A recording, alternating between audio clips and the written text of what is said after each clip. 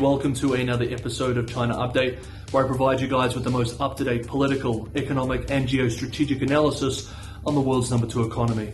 My name is Tony.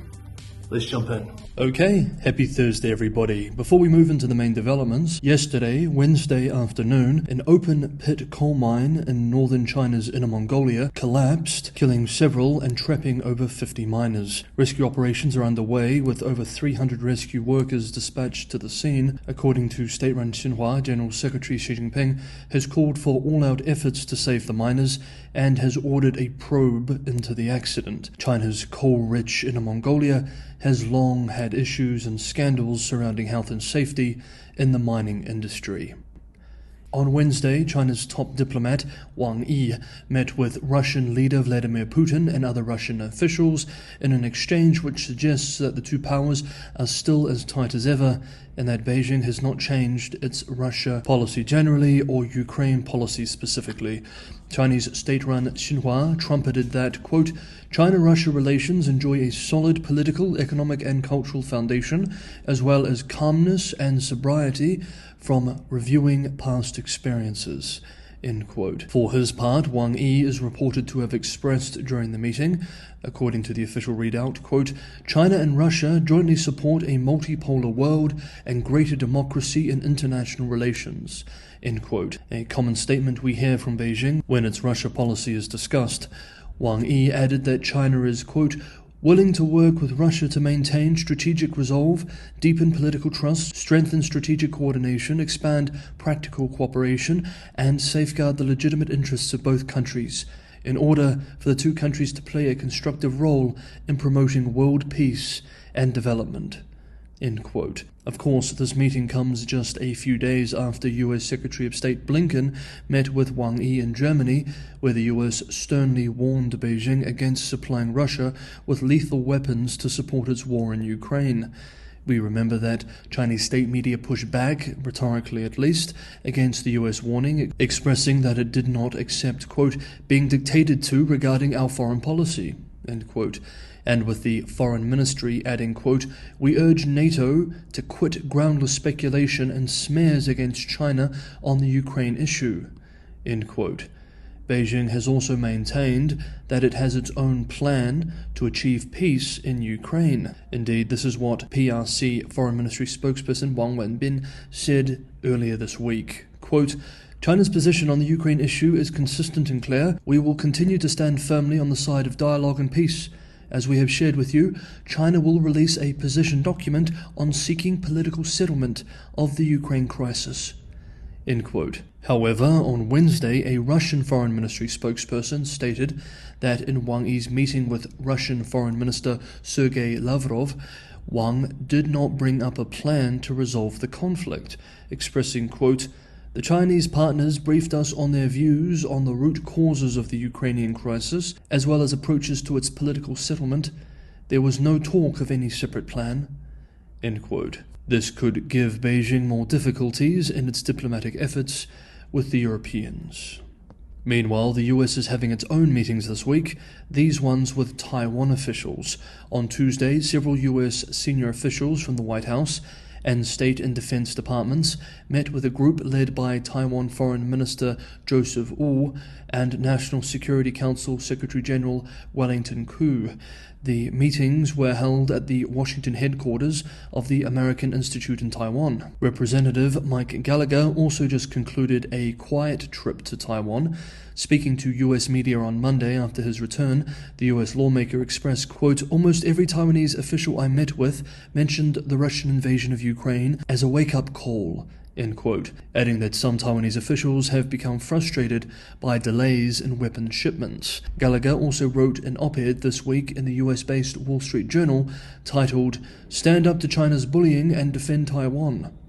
Unsurprisingly, Beijing is not too happy with these developments, with a PRC Foreign Ministry spokesperson expressing at a press event yesterday, quote, the root cause of escalating tensions in the Taiwan Straits lies in the DPP authorities' repeated attempts to seek independence by relying on the US, End quote. Meanwhile, while we're still on the theme of Taiwan, in a recent interview with Commonwealth magazine, Taiwan's defense minister observed that Taiwan could survive an initial PLA invasion, expressing, quote, "China is certainly strong enough to start a war, but it's not so strong that it can successfully take Taiwan within 1 or 2 weeks." End quote. Adding that Taiwan could also make it through a full blockade.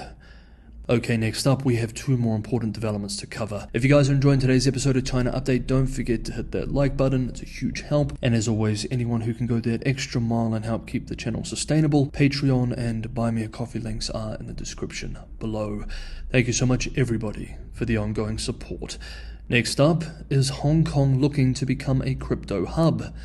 Maybe. On Tuesday, the Securities and Futures Commission confirmed to local media that Hong Kong has launched a consultation on proposals for operators of virtual asset trading platforms, VATPs, and is, quote, seeking views, particularly on whether to allow licensed platform operators to serve retail investors, end quote. Mainland state media wrote in an article earlier this week that, quote, industry insiders expect 2 digital tokens, Bitcoin and Ethereum, 2 of the world's largest virtual assets in terms of market value, could be allowed to list on local retail trade platforms, end quote. Commentators observe that if these reports are accurate, it suggests that Hong Kong policymakers are seeking to build the city into a globally competitive crypto hub, on par with Singapore and Dubai. Bloomberg's Hong Kong team reports this week that Hong Kong officials, after a period of consultation, have quietly received Beijing's permission to move into the crypto space. The outlet writes that representatives from China's liaison office and other officials have, quote, been frequent guests at the city's crypto gatherings over the past months, swapping business cards and WeChat details, end quote, adding, citing unnamed sources, that, quote, the encounters have been friendly, with officials checking on developments, asking for reports, and in some cases, making follow-up calls, end quote. The low-key support suggests that officials still see Hong Kong as a type of testing ground for digital assets, which are highly restricted on the mainland. While we are on Hong Kong's efforts to stay competitive, yesterday, Wednesday, during the government's budget presentation, the Special Administrative Region announced that it has relaunched an investment for residency program suspended in 2015 in order to attract global talent and capital to the city. The program, which exists in various forms in countries around the world, will allow applicants who invest a certain amount in the local asset market, excluding property, to reside in the troubled financial hub. The exact details around the renewed program have yet to be released. The policy was first introduced back in 2003, but was later suspended as much of the capital was being poured into property and exacerbating social tensions surrounding housing unaffordability. However, with the political and economic fallout of the Hong Kong protests, Beijing's national security law, and the COVID restriction policies in recent years, the city has seen tens of thousands of high-income people leave. From December 2019 through December 2022, Hong Kong lost approximately 200,000 mostly highly skilled workers, and its economy has shrunk 3 of the past 4 years.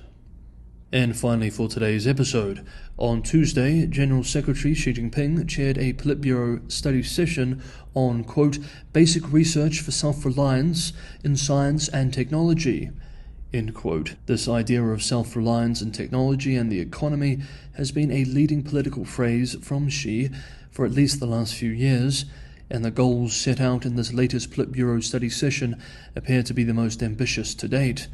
Let's not get too bogged down in the Beijing bureaucratic speak of the official readout on the meetings, but it is worth noting some of the key points discussed by the top political leadership on this theme of basic research for self-reliance in science and technology. In his comments, Xi said that strengthening basic research is an, quote, urgent requirement for achieving greater self-reliance and strength in science and technology, and is the only way of becoming a world leader in science and technology, end quote, adding China must, quote, cope with the international science and technology competition, end quote, and that the country will, quote, optimize the layout of basic disciplines, support the development of key emerging, less popular and weak disciplines, and promote interdisciplinary integration and research so as to build a high-quality discipline system with comprehensive and balanced development, end quote, adding that China must build a national laboratory system for China with Chinese characteristics, attract high-quality talent, and make scientific research more popular among the youth of the country. Of course, the rhetoric fast became nationalistic in nature too, with Xi expressing, quote, we must educate and guide the vast number of scientific and technological workers to inherit the glorious tradition of scientists of the older generation of serving the country and caring for the people, and write their papers for the motherland, end quote. The state media in its commentaries of the study session have been more explicit on the motivations behind this science and technology policy push. Quote, the US has waged a multifaceted campaign against China's scientific and technology development in recent years, with moves such as banning the export of advanced technological components to China. In the latest moves, the US is banning the sale of chip-making equipment to Chinese firms. China has been making great strides in terms of technological application in recent years, thanks to its vast market. But when it comes to basic technological capabilities, more needs to be done, as the US is trying to contain China's technological rise, end quote. Okay, that is today's episode of China Update. Thank you so much, everybody, for watching. Have a wonderful day wherever you are, and I will see you all tomorrow.